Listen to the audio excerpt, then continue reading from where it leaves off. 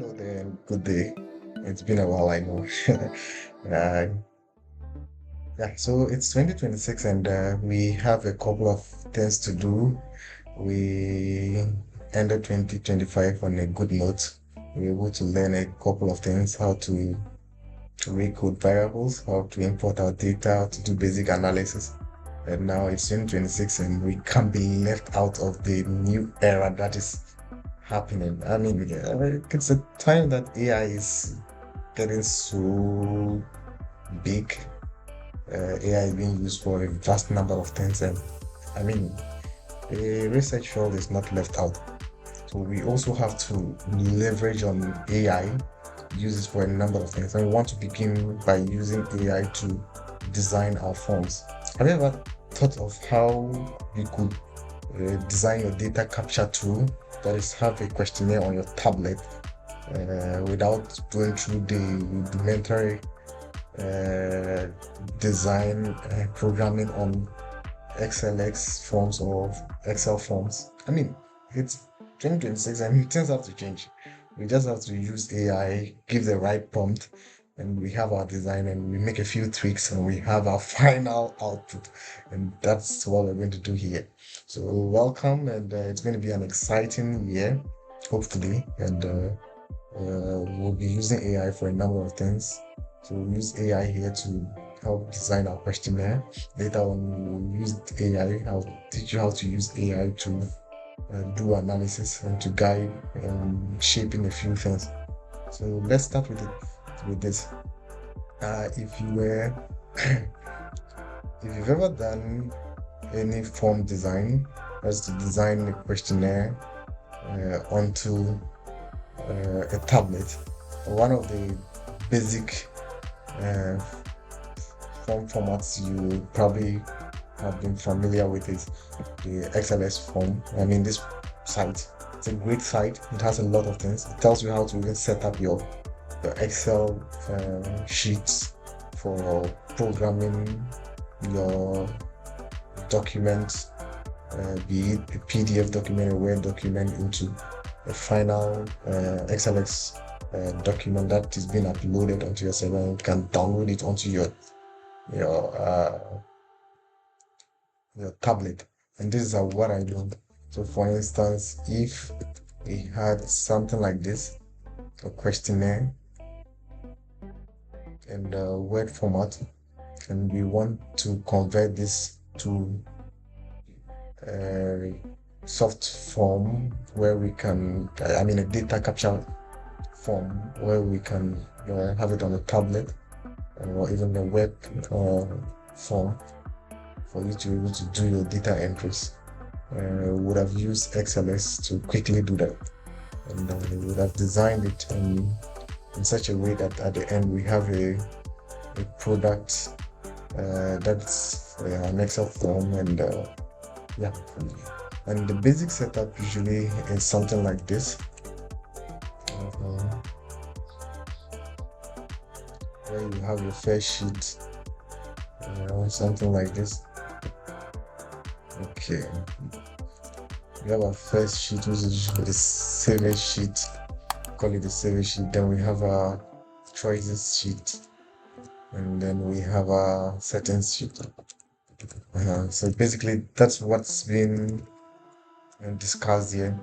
It even teaches us how to have our basic XLS format. We have this survey sheet, the choices sheet, the settings sheet. It basically gives elaborate information on how to do that.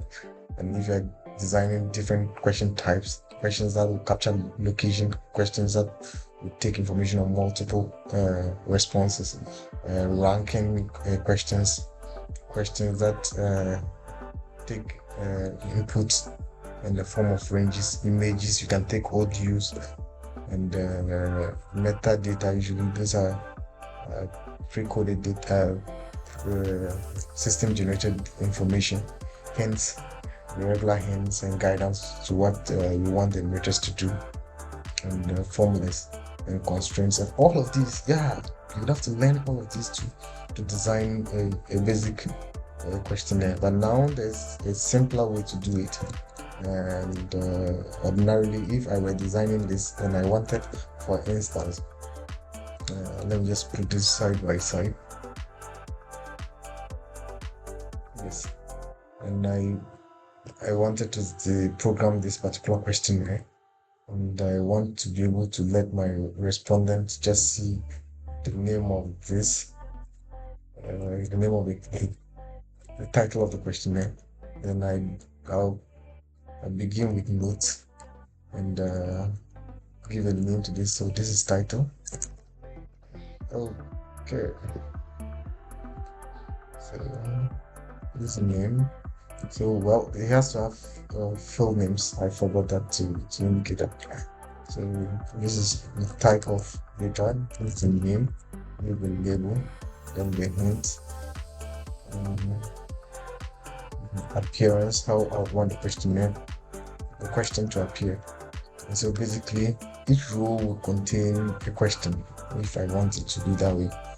And then the fill names here will basically tell us for each column what we have to put in. So for instance, if you pick each question has a type it can fit in. I mean, when you look at these various questions, you see that the responses they're taking are different. Age is taken in numeric variable. It's an integer. Someone can be 1 year, a year. Someone can be 3 years, 5 years. And so the response you give for age is basically different from the response you give for gender. And so gender, someone can be male, female. And so the type of question here it's also different. And the type here would have been a select one. The person can just select one response, either male or female. And here, when we come to occupation also, a person can either be a student or unemployed. So it's always select one option. We have options where people can take multiple. So depending on the type of question, then you put that in. Then the name you are assigning to the question you are designing. So for instance, if you are using gender, a gender type of question is select one. To select one type of question, and so you just give it gender, and then we label. So the label would be how we want it to appear on the screen. We just want it to appear as gender with a column, and the hint is that a numerator hint gender and then appearance type is quick. And so what quick does is that when the question appears on the tablet, the person gets to when the person selects the option either male or female, it moves to the next page. It automatically moves to the next page. So that's what happens with quick when you use quick. But if quick were not inputted, and once the person had selected either male or female, it will still be on the same page until you swipe. Okay, so that's what quick does as an appearance option. Okay, so we would have designed this, but here, look, and the question is, what do we do with these choices? And that's why we have the choices sheet. So here again, we come to choices. It tells us how to set up the choices here. So you see for survey, when it comes to choices, it teaches you basically